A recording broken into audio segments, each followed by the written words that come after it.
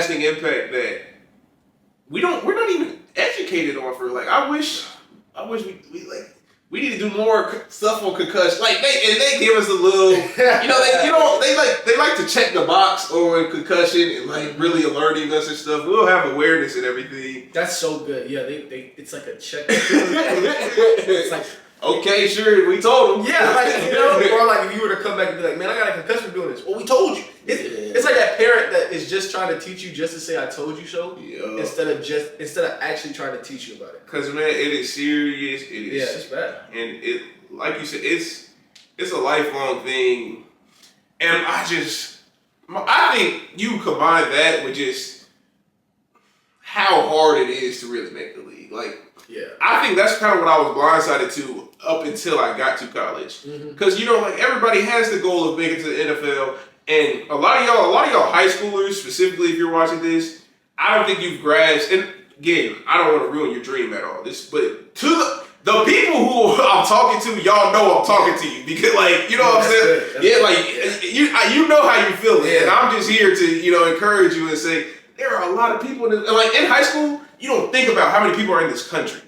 Until you get to college, you look around at your 120 person team, all of Division I power. In our case, Power 5, Power 4 athletes. Yeah. And you're like, wait, you mean to tell me like 2 or 3 a year gonna make it to the next level? And even if they make it to the next level, 2 to 3 years. The average is what, 4 years? Average is 3 years, bro. 3 years. My high school coach told me, because he was so.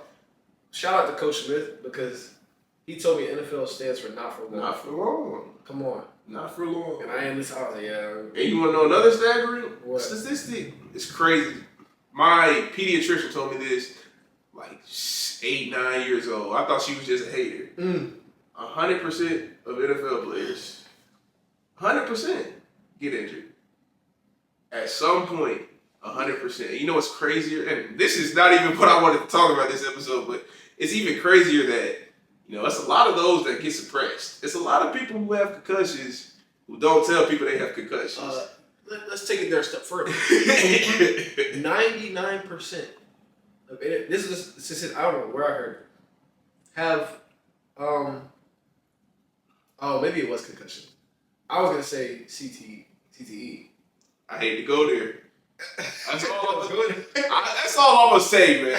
Just do y'all's research, bro. Like, just be informed, bro. Be informed because it is something that's neglected. It's something that they try to sweep under the rug. Yeah, and absolutely. We're not gonna let it be swept under the rug because it's a serious. It literally is detrimental. Like, because I always tell people, my biggest asset is my brain. It ain't nothing I got going on. My money, nothing else. Because I'm confident. You just made me think of something. Please keep going, man. That's so good. I'm confident what my brain can do. It's got me very far to this point. Like, look at me. I'm graduating from Georgia Tech in 3 years. Come on. Like, and that's something that I want to protect. The same way that y'all would want to protect, your investments, your assets, all that. Yes. That's how I want to protect my brain, and it was just real hard, real difficult. Cause and y'all only see the games too. Y'all don't see people get hurt in practice, man. That's why I think that's so good. I think the Guardian Caps is the greatest thing. I think we really need to. We need to make that mandatory in the game. I don't think we ever will. And there's a lot of y'all probably mad. Man, that takes away from football. Y'all ain't the ones get hurt.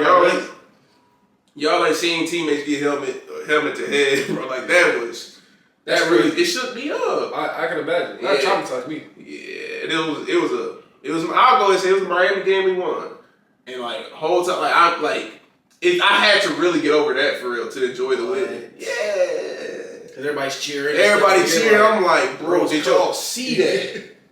This is real, and it was just so difficult because that's just one scenario. Like being on the football field, you see a lot of stuff. Yeah. I mean, but I don't want to scare y'all. That was not the intention of this episode at all. All I'm hoping to do is just bring some awareness into that. So, I mean, we can go ahead and transition. I just want to talk about, let's bring football on a good note.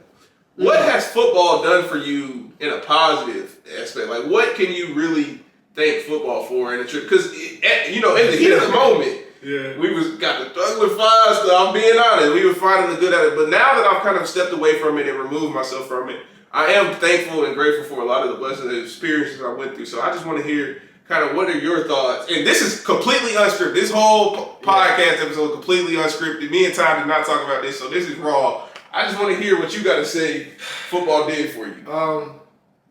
I'm blessed that it scared me enough to run away from it. Really? Okay. 100%. Okay. Blessed I met you. I'm telling you, meeting Jalen, meeting some of the guys on the team that I've met, that's really what it is. It's the camaraderie.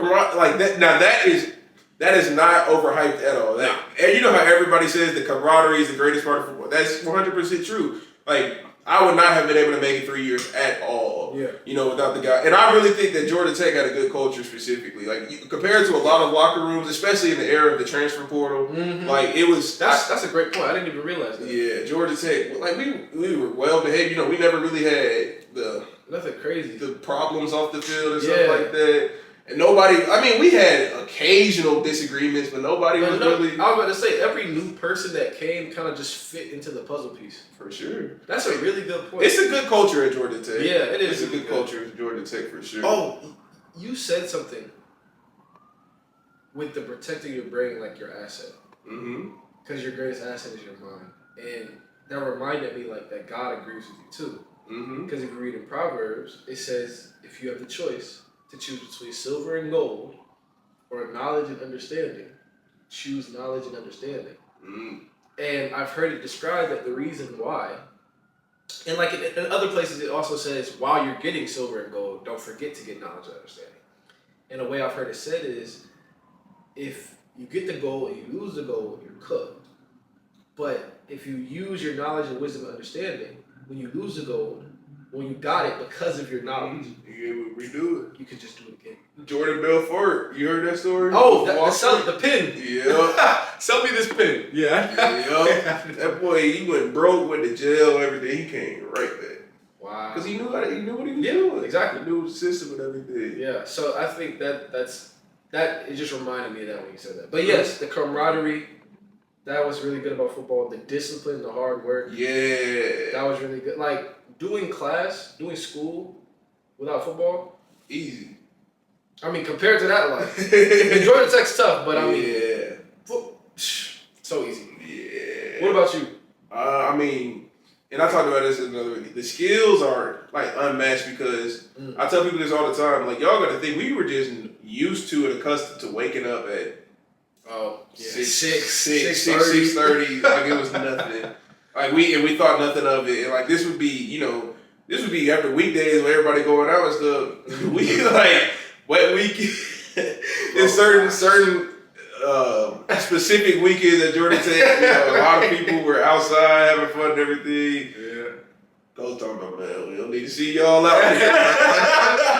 Right, he kept us out of trouble. Like, that's a really great point. Football kept us out of trouble. It kept us disciplined. Mm-hmm. And that's the type of stuff we're going to go on with. Like, for example, my weight loss journey. I probably lost like 30 pounds now. Yeah. It's just the start, too. It's just the start. Jay, but that's amazing. It's just the start.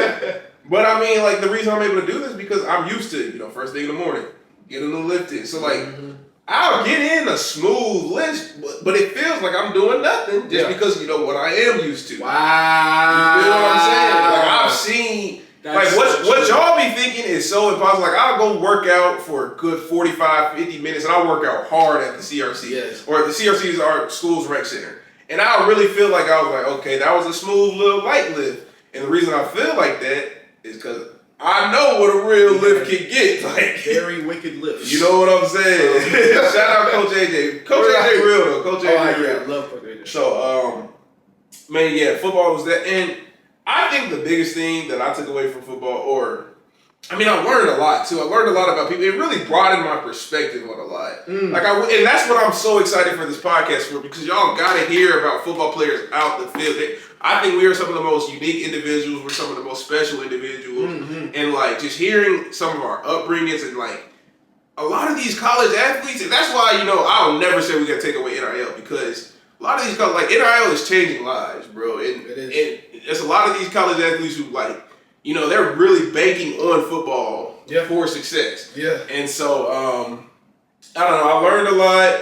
The networking piece, amazing. Just network is pretty good. especially because we ended up winning games and everything. Mm-hmm. Like just telling people I'm a Georgia Tech football player alone would get you into a lot of doors. Bro, when we got back from Ireland, somebody texted me on LinkedIn talking about, let me know if you ever want to bring Divine Drive to Ireland. Really? I said, Really? Especially being in a school like Georgia Tech alone, because our alums are very successful. There's a lot of good alums that just come to the game, see you and everything. So like fan day, people just come, like they'll they just give you their number just because you are on the team and everything. And that was a lot. I met my boy Uncle Stu, we'll call him. Yeah. I met him through football. And like I remember just like I wanted to get an internship. I wanted to get an internship this summer, but obviously it was difficult with football and everything. Yeah. Because you have to be there every day for summer workouts, Monday through Friday. So imagine having an internship through that. It's difficult. A lot of people make it work, but I wasn't really in the business of going to football, having to drive 40, 50 minutes, coming back and all that. Like a lot of people were doing. Shout out to the people who were doing it. Yeah. But I bring that point up because I was able to be like, this is my situation. I'm playing football for Georgia Tech. Yada, yada, yada, help me out. And somebody swiftly, CEO of a company was like, yeah, we'll make a spot for you. You can work remote. Just check in when you can. You know what I'm saying? And it's things like that I am not blind to. Like, that is something I would not have been able to do if I wasn't playing football. Now, you can make the argument I wouldn't have had to do it if I wasn't playing football. But at the end of the day, it was a very good internship. It was a solid paying internship. It was great for my resume. Yeah. And I'm actually really cool with the CEO. Hopefully, I'm definitely going to shoot this podcast to him. So if you watch this, man, I really appreciate what you have done for me. You have no idea how much that helped out.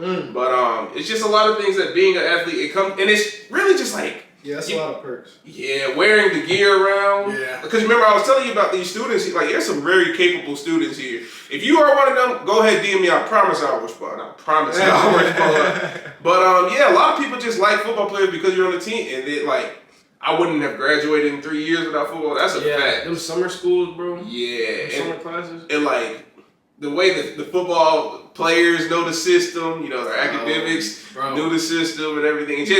It helped me on the class. Like, I'll be straight up and be like, I'm a football player, you know what I'm saying? It's going to be some days I might not be too attentive. I might have just had a hard workout. I might be coming late. Kind of helped me out. Right. And a lot of my peers and stuff, they were, willing to do that. And so, I mean, there is a lot of good that comes from football. Yeah.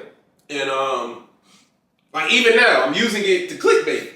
Yeah. And we wouldn't be able to do this. And I feel like it kind of gave us a voice to shed light on what we're talking about. I always like hearing your perspective because I guess I'm not far enough removed from it yet. Because, bro, like, it was good. I just think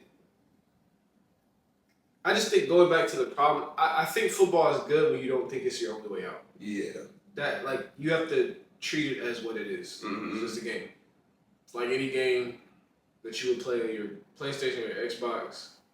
Like, because when you make it your world, I mean, just like when you make anything your world, right? Like, I personally feel like God will humble you. Because ultimately, God wants you to think that He's your world. So it's like, football is just, it's just rough, man. I understand. It's just rough. I don't like it. I almost feels like, especially because mostly black people play it. Yeah. You heard the term "nothing new under the sun." Ecclesiastes, Solomon says there is nothing new under the sun. If you point at something and you say, "Look, this is new," he'll be like, "No, it's been there since the dawn of time." So like, football's not new. What was football before modern day? What do you think? What are you talking about, like the gladiators and all that? Gladiators, coliseums. People literally go into the slaughter. So when I look at football now, and like I said, I'm a little bit more pessimistic. See, you understand, Jamie Money Man Jay. So he likes the connection, the influence, and I do too. But when I look at it now, it looks like glorified, like, What do they call animals that you specifically meant for butchering to eat? That's how you feel. Yeah, it looks like a cow with a gold chain on going to get turned into a hamburger. Straight up. Because it's just like I feel that, and I mean,